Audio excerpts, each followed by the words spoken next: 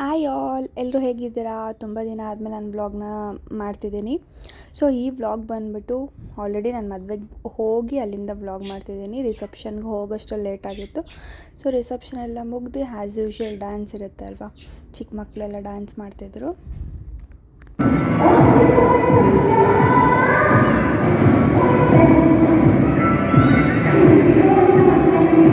ಮನೆಯಿಂದನೇ ರಿಸೆಪ್ಷನ್ಗೆ ರೆಡಿಯಾಗಿ ಹೋಗಿದ್ದೆ.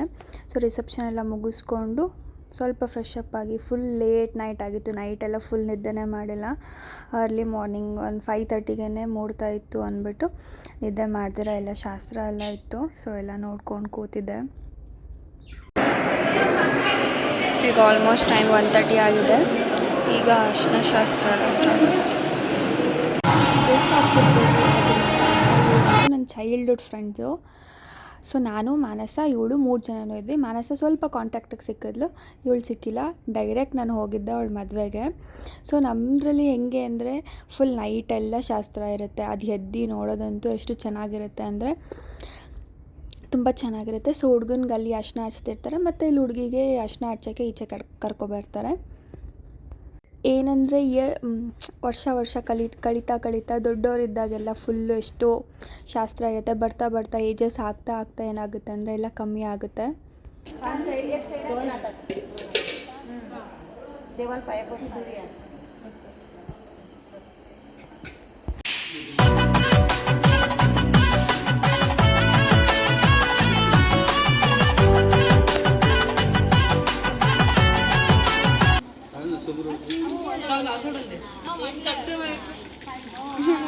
ಬಂದ್ಬಿಡುದು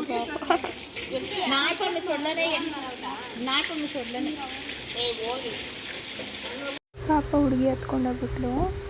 ಅರ್ಶಿನ ಇಟ್ಬಿಟ್ಟು ಬೆನ್ನಿಗೆ ಹೊಡಿತಾರೆ. ಅದಕ್ಕೆ ಅವಳು ಹುಡುಗಂಗೆ ಹೊಡೆದ್ರ ಅಂತ ಕೇಳ್ತಿದ್ದಾಳೆ.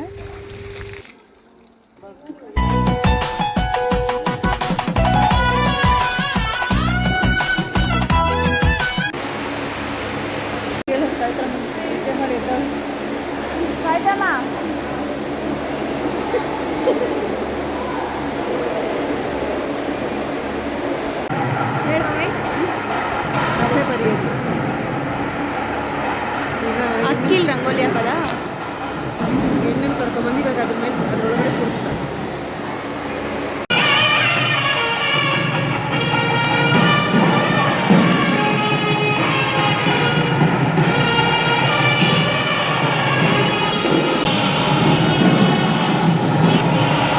ಪಟ್ಟಣದ ಈ ಬೊಂಬೆ ಅರಿಶಿನ ಹಚ್ಚವಳೆ, ಮುತ್ತಿನಂತ ಈ ರಾಣಿ ಮುತ್ತು ನತ್ತು ಮೆಚ್ಚವಳೆ.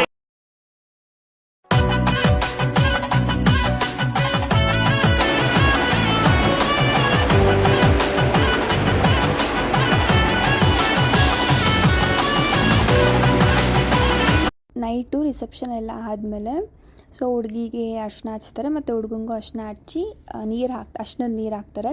ಅರ್ಶಿನದ ನೀರೆಲ್ಲ ಹಾಕಿ ಹುಡುಗಿನ ಕರ್ಕೊಬಂದು ಮತ್ತು ಅರ್ಶಿನ ಕುಟ್ಟುತ್ತಾರೆ. ಮತ್ತು ಇಲ್ಲಿ ಎಲೆ ಅಡಿಕೆ ಮತ್ತು ಬಾಳೆಹಣ್ಣೆಲ್ಲ ಕೊಡ್ತಾರೆ. ಅದಕ್ಕೆ ಇದನ್ನು ಕೊಡಬೇಕಾದಾಗ ಅವ್ರ ಗಂಡನ ಹೆಸರು ಹೇಳಿಬಿಟ್ಟು ಅವ್ರು ಇಸ್ಕೋಬೇಕು. ಇಲ್ಲಿ ವಿಡಿಯೋ ಮಾಡೋಕ್ಕೆ ಕೂತಿದ್ದೆ. ಫೋಟೋಗ್ರಾಫರ್ ಎಲ್ಲ ಬಂದ್ಬಿಟ್ಟು ನಾನು ಮುಂದೆನೇ ಕೂತವ್ರೆ. ನಮ್ಮೆಲ್ರಿಗೂ ಇಲ್ಲಿ ಟೀ ಕೂಡ ಬಂದಿದೆ. ನಾನೇನು ಟೀ ಕುಡಿಯೋಲ್ಲ. ಮಲ್ಕೊಂಡವರೆಲ್ಲ ಮಲ್ಕೊಂಡಿದ್ದಾರೆ, ಎದ್ದಿರೋರೆಲ್ಲ ಎದ್ದಿದ್ದಾರೆ. ಇಲ್ಲಿ ಈಗ ಮಡ್ಲು ತುಂಬ್ತಿದ್ದಾರೆ.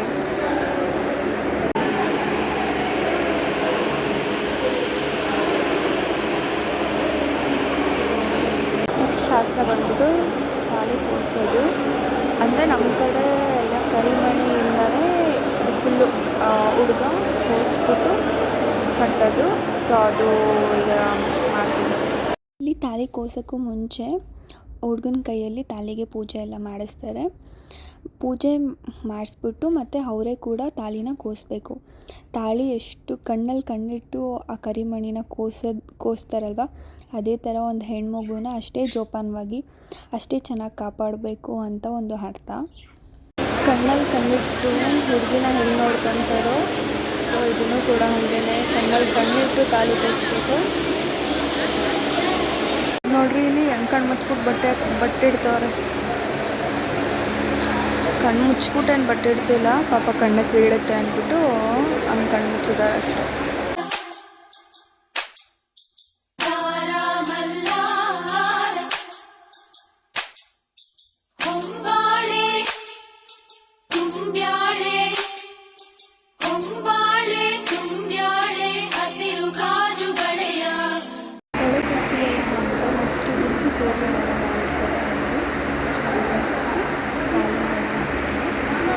ಸೋದರ ಮಾವ ಆ ಹುಡುಗಿನ ಹಸೆಮಣೆಗೆ ಕರ್ಕೊಂಬರ್ಬೇಕು ಅಂತ.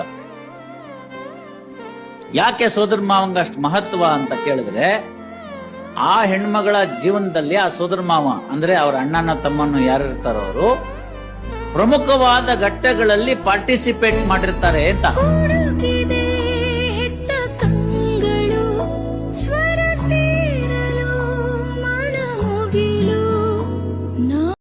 ಟೈಮ್ ಈಗ 5:25 ಆಗಿದೆ, ಮಲ್ಕೊಂಡೆ ಇಲ್ಲ. ಸೊ ಎಲ್ಲ ಶಾಸ್ತ್ರ ಎಲ್ಲ ಮುಗಿಸಿಸ್ತೀನಿ, ಟೈಮ್ ಆಗಿ ಸೊ ಮತ್ತೆ ರೆಡಿ ಆಗಿ 5:25ಗೆ ಮೂಡ್ತಾ ಇರೋದು ರೆಡಿ ಮಾಡ್ತಿದ್ದಾರೆ. ಮಲ್ಕೊಂಡಿರೋರು ಯಾರೂ ಇಲ್ಲಿ ಎದ್ದಿಲ್ಲ. ಸೊ ಬೇಗ ಟೈಮ್ ಇದ್ದರೆ ಬೇಗ ಸ್ಟಾರ್ಟ್ ಮಾಡಿದ್ರೆ ಹಿಂಗೆ ಆಗುತ್ತೆ. ಅಂದರೆ ಏನು ಮಾಡೋಕ್ಕಾಗಲ್ಲ, ನಮ್ಗೆ ಬೆಳಗ್ಗೆ ಅವ್ರಿಗೆ ಯಾವಾಗ ಸಿಕ್ಕಿರುತ್ತೋ ಆವಾಗಲೇ ಮಾಡ್ತಾರಲ್ಲ. ಸೊ ಆಲ್ರೆಡಿ ಎಲ್ಲ ಪ್ರಿಪ್ರೇಷನ್ ಮಾಡ್ತಿದ್ದೆ, ರೆಡಿಯಾಗಿ ಕೂತಿದ್ದೀನಿ. ನಮ್ಮ ಹುಡುಗಿ ರೆಡಿ ಆಗೈತೆ. ಫುಲ್ ಗ್ರೀನ್ ಹಾಕೊಂಡು. ನೆಕ್ಸ್ಟ್ ಪಾರ್ಟ್ ಆಫ್ ಮ್ಯಾರೇಜ್ ಏನಂದರೆ ಹುಡುಗನ್ನ ಕುದುರೆ ಮೇಲೆ ಕರ್ಕೊಬರ್ತಾರೆ. ಇದೊಂಥರ ಚೆನ್ನಾಗಿರುತ್ತೆ.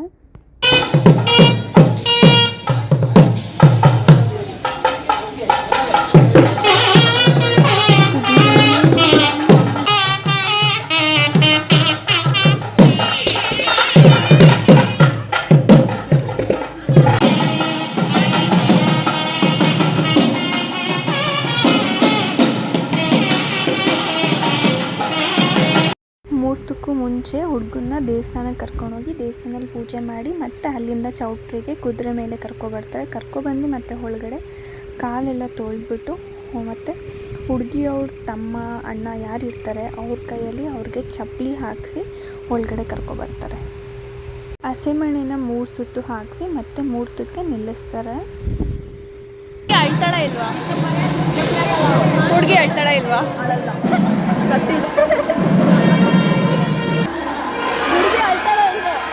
ಹುಡುಗಿ ಅಳ್ತಾಳ ಇಲ್ವಾ?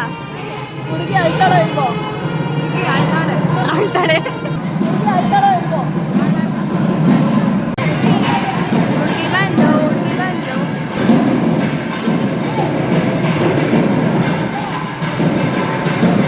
ಸೊ ಎಲ್ರಿಗೂ ನಾನು ಒಂದು ಕ್ವಶನ್ ಕೇಳಿದೆ, ಹುಡುಗಿ ಅಳ್ತಾಳೋ ಇಲ್ವೋ ಅಂತ. ಸೊ ಆಬ್ವಿಯಸ್ಲಿ ಒಂದು ಫೀಲ್ ಅನ್ನೋದಿರುತ್ತೆ ಅಲ್ವಾ, ಆ ಖುಷಿಗಾದರೂ ಅಳು ಬಂದೇ ಬಂದಿರುತ್ತೆ. ಖುಷಿಗೋ ದುಃಖಕ್ಕೋ ಮತ್ತು ನಾವು ನಮ್ಮ ತವ್ರ ಮನೇಲಿ ಅದೇ ಥರ ಇರೋಕ್ಕಾಗುತ್ತಲ್ವೋ, ಏನೋ ಒಂದು ಖುಷಿಗೋ ದುಃಖಕ್ಕೋ ಅಳು ಬಂದೇ ಬರುತ್ತೆ. ಆಬ್ವಿಯಸ್ಲಿ ಎಲ್ಲರೂ ಕಣ್ಣಲ್ಲಿ ನೀರು ಬಂದೇ ಬರುತ್ತೆ. ಈ ಧಾರೆ ಹಸೆಮಣೆ ಅನ್ನೋದು ಕಣ್ಣಲ್ಲಿ ನೀರು ತರಿಸುತ್ತೆ. ವಯಸ್ಸಿಂದ ದೊಡ್ಡವರಾಗೋವರೆಗೂ ಈ ಜರ್ನಿ ಒಂದು ಎಮೋಷ್ನಲ್ ಆಗಿರುತ್ತೆ. ಈ ಡೇ ಒನ್ ಡೇಗೋಸ್ಕರ ತುಂಬ ವರ್ಷದಿಂದ ಕಾಯ್ದಿರ್ತಾರೆ.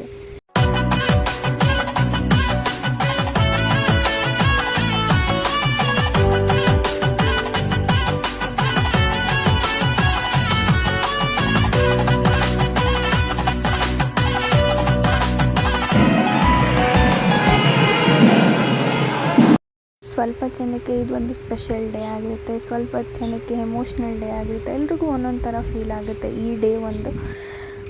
ಸೊ ಹಾಗಾಗಿ ಫೈನಲಿ ಹುಡುಗಿ ಕೂಡ ಹತ್ಕೊಂಡ್ಳು. ವೆದರ್ ಶಿ ಈಸ್ ಹ್ಯಾಪಿ, ಅವಳು ಖುಷಿಯಿಂದ ಹತ್ಲೋ ಬೇಜಾರಿಂದ ಹತ್ಲೋ ಗೊತ್ತಿಲ್ಲ, ಬಟ್ ಒಟ್ಟಿನಲ್ಲಿ ಅವಳ ಕಣ್ಣಲ್ಲಿ ನೀರು ಬಂತು. ನಮ್ಮ ಅತ್ತೆ ಅಂತೂ ಇಲ್ಲಿ ವಿಡಿಯೋ ಮಾಡಿಕೊಂಡು ಅಕ್ಷತೆ ಕಾಳೆ ಹಾಕಿಲ್ಲ, ಹಾಗೆ ಮಾಡ್ತಾ ಹೋಗ್ಬಿಟ್ಟಿದ್ದಾರೆ. Sometimes it happens. ಒಂದು ಹೆಣ್ಣಿನ ಬೆಲೆ ಜೊತೆಲಿದ್ದಾಗ ಗೊತ್ತಾಗಲ್ಲ, ತಾನು ಬೇರೆ ಮನೆಗೆ ಹೋದಾಗ ತನ್ನ ಬೆಲೆ ಗೊತ್ತಾಗುತ್ತೆ ಅನ್ನೋದಕ್ಕೆ. ಸೊ ಹುಡುಗಿ ತಮ್ಮ ಅವನಂತೂ ಪಾಪ ಫುಲ್ ಎಮೋಷ್ನಲ್ ಆಗಿ ಹೇಳ್ತಿದ್ದ. ತಾಳಿ ಕಟ್ಟಿದ್ದಾಯಿತು. ಸೊ ದಾರೆ ಎಲ್ಲ ಮುಗಿಸ್ಕೊಂಡು ನೆಕ್ಸ್ಟ್ ನಾವು ಹೋಗಿದ್ದು ಊಟದ ಕಡೆಗೆ. ಸೊ ಊಟ ಬೆಳಗ್ಗೆ ಟಿಫನ್, ನಾನಂತೂ ಟಿಫನ್ನು 7 o'clock ಏನೋ ಆಗಿತ್ತು ಅಷ್ಟೇ. 7 o'clock ಟಿಫನ್ ಮಾಡಿಕೊಂಡು ಹೊರಟ್ವಿ. ನನಗೆ ಆಫೀಸ್ ಕೂಡ ಇತ್ತು. ಸೊ ಹಾಗಾಗಿ ನಾನು ನಮ್ಮಮ್ಮ ಹೊರಟ್ವಿ. ಹೋಗ್ಬೇಕಂದ್ರೆ ಈ ರೋಡಂತೂ ಫುಲ್ ಹೆಂಗೆ ಹೋದ್ವಿ ಅಂತ ಗೊತ್ತಿಲ್ಲ. ಲೈಕ್ ನಾನು ನಮ್ಮಮ್ಮ ಜನರಿಗೆ ಬುದ್ಧಿ ಆಯಿತೋ ಇಲ್ವೋ ಗೊತ್ತಿಲ್ಲ, ಗೇಟ್ ಹಾಕಿದ್ದು ಫುಲ್ಲು ಆ ಕಡೆ ಫುಲ್ ಈ ಕಡೆ ಫುಲ್ ನಿಂತ್ಕೊಂಡ್ರೆ ಆಗುತ್ತೆ. ಒಂದು ವೇ ಆದರೂ ಜಾಗ ಬರಬೇಕು ಅಂತ ಗೊತ್ತಿಲ್ಲ ನೋಡಿದ್ರೆ. ನಾನಂತೂ ತುಂಬ ದೂರ ಎಲ್ಲ ಡ್ರೈವ್ ಮಾಡ್ಕೊಂಡು ಹೋಗಲ್ಲ. ಸೊ ನಾನು ಡ್ರೈವ್ ಮಾಡಿಕೊಂಡು ಆಲ್ಮೋಸ್ಟ್ 8:30 ಆಗಿತ್ತು. ಈ ರೋಡಂತೂ ಫುಲ್ಲು ಕತ್ಲಿತ್ತು, ಒಬ್ಬರು ಓಡಾಡ್ತಿರ್ಲಿಲ್ಲ ಅಂತ ಇರೋದ್ರಲ್ಲಿ ನಾನೊಬ್ಬಳೇ ಓಡಿಸ್ಕೊಂಡು ಹೋಗಿದ್ದೇನೆ. ಸೊ ಎಲ್ಲ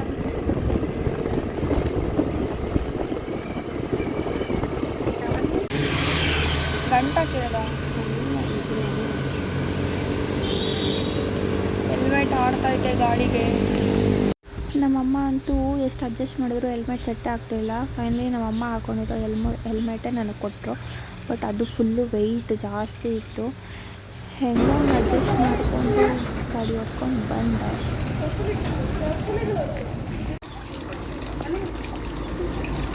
ಯಾಂಚ್ಗೆ ಹೊಸ ಚಪ್ಪಲಿ.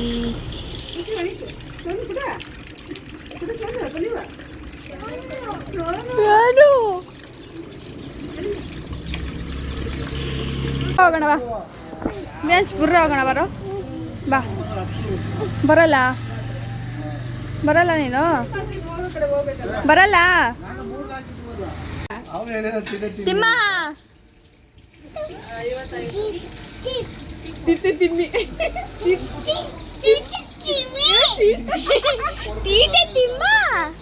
ಕೈಯಲ್ಲಿರಲು